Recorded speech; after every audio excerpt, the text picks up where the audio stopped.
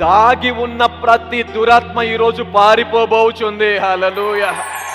దాగి ఉన్న ప్రతి దురాత్మ, చేతబడులు, అంధకార శక్తులు, దురాత్మ క్రియలు ఈరోజు పారిపోబోచున్నవి. హల్లెలూయా.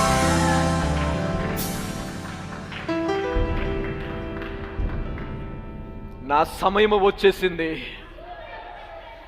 సంబడి, నా సమయం వచ్చేసింది. ఇక చాలు. అపవాది, వ్యాధి, రోగమా, బలహీనత, దరిద్రము, లేమి, ఇక చాలు. నా సమయం వచ్చేసింది. నేను లేవబోచున్నాను.